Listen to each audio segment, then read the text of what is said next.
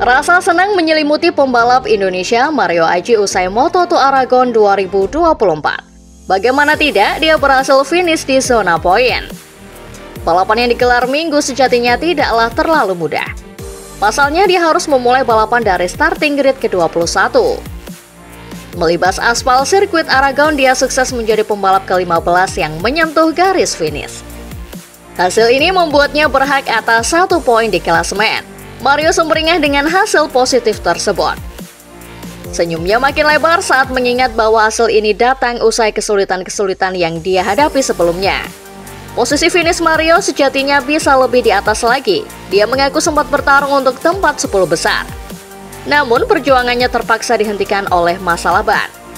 Daya cengkraman ban depan dan belakang yang menipis di 3 lap terakhir praktis tidak bisa dia lawan di lintasan. Hasil kali ini tidak membuat Mario berpuas hati. Dia sadar bahwa masih banyak hal yang menjadi PR-nya.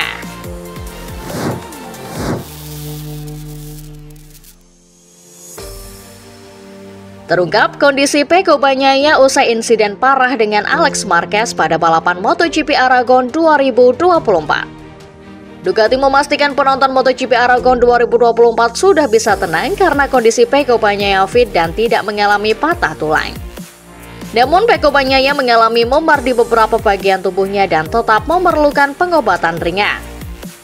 Hal itu tentu sangat bisa disyukuri sang pembalap jika mengingat tangan dan tubuhnya terlindas motor Alex Marquez. Bahkan sang juara bertahan bisa dikatakan terlihat sangat sehat dan langsung kembali ke garasi Ducati untuk menyapa para kru.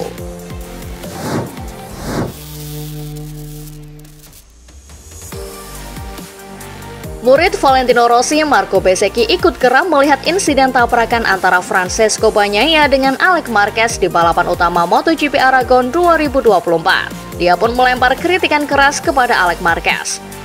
Bezzecchi bingung dengan aksi Alex Marquez. Dia sampai menyebut Alex Marquez sengaja tidak mau melihat posisi lawan hingga akhirnya menabrak Bagnaia. Bezzecchi menuding Alex Marquez bersalah besar atas insiden dengan Bagnaia. Sebab baginya mustahil untuk tidak melihat posisi Bagnaia yang sudah ada di depannya. Bezzecchi pun menyimpulkan mustahil Alex tidak melihat datangnya Bagnaia kecuali dia buta atau dia tidak ingin melihatnya.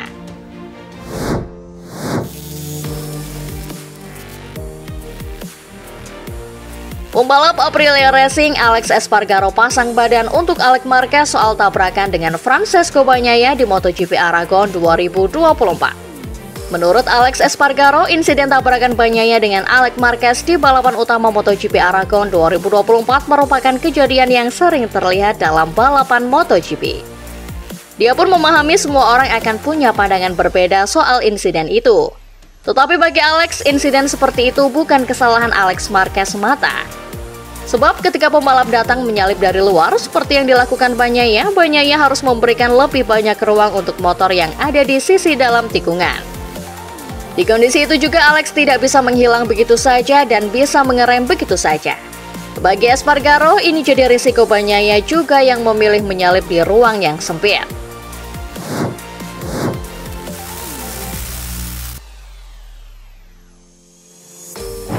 Marquez berhasil membuat para rivalnya hanya mengekor di belakangnya dengan gap yang luar biasa atau bahkan mengalami mimpi buruk di Motorland Aragon Alcanis Spanyol. Diketahui, sirkuit Aragon memang baru mengerjakan pengaspalan ulang yang mempengaruhi cengkraman yang rendah terhadapan ke hampir seluruh pembalap MotoGP. Dua rival Marquez yang kesulitan adalah dua pembalap Ducati pabrikan Francesco Bagnaia dan Enea Bastianini. Dua pembalap yang memenangkan 2 seri terakhir balapan di Aragon yakni Bagnaia pada 2021 dan Bastianini pada 2022. Francesco Bagnaia bahkan harus susah payah sejak sesi praktis untuk harus lolos langsung kualifikasi 2 atau Q2. Bagnaia sampai harus 2 kali mengalami start yang buruk pada sprint dan balapan hari Minggu. Adapun Bastianini bahkan gagal lolos ke Q2 meskipun pada akhirnya mampu finish ke-5 pada balapan utama. Melalui media Spanyol DAZN, Marquez merasa sangat senang. Marquez memang mengejar kemenangan tetapi tidak terobsesi sama sekali. Kepada Jorge Lorenzo yang kini menjadi komentator DAZN, Marquez mengungkapkan alasan mengapa para rivalnya kesulitan di aspal baru sirkuit Aragon. Marquez sengaja menyembunyikan kelemahan tentang manajemen sepanjang akhir pekan hingga baru mengatakan setelah balapan berakhir. Menurut Marquez, titik terlemah dari ban depan adalah sisi kiri. Marquez tidak mengatakannya kepada media sepanjang akhir pekan agar tidak memberikan petunjuk kepada para rival-rivalnya agar tidak waspada untuk mengatur ban depan di 5 lap pertama. Marquez menambahkan hal yang paling sulit adalah menjaga konsentrasi selama balapan di kondisi lintasan yang licin ini. Marquez senang bisa meraih kemenangan di kampung halamannya dan mengatakan kemenangan ini memberikan tambahan kepercayaan dirinya di atas motor Ducati.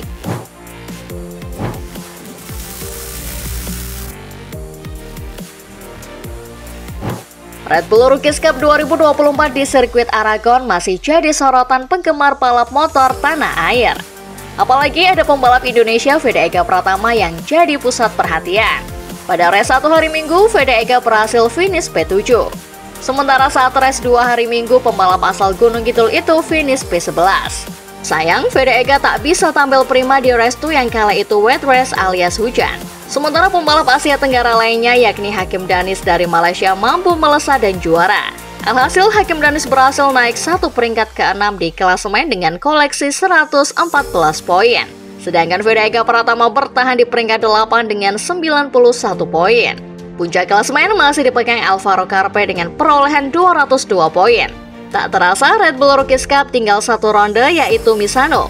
Red Bull Rookies Cup Misano jadi ronde terakhir yang akan berlangsung akhir pekan ini. Artinya akan ada 2 race yang jadi penentuan siapa juara umum balap Eropa ini. Walau gap dengan puncak klasemen 111 poin, Veda Ega Pratama masih bisa menambah perolehan paling tidak naik ke peringkat 5. Namun dengan catatan pembalap Indonesia itu harus finish pertama di kedua balapan di Misano.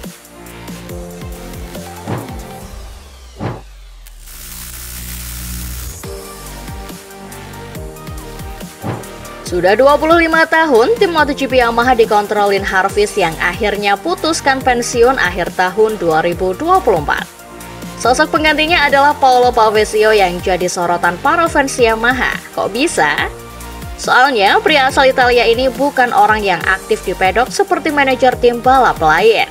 Paolo Pavesio lebih banyak aktif di korporat dan sudah kerja di Yamaha Eropa sejak 1 dekade silam. Jabatan terakhir Paolo Pavesio adalah manajemen komite member Yamaha Eropa serta aktif di marketing.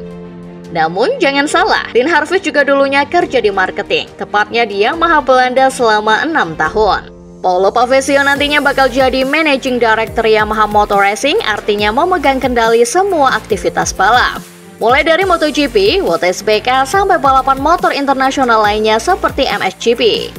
Tugas Paolo Pavesio bakalan berat karena direktur tim Massimo Meregali punya rencana besar buat Yamaha di MotoGP 2025.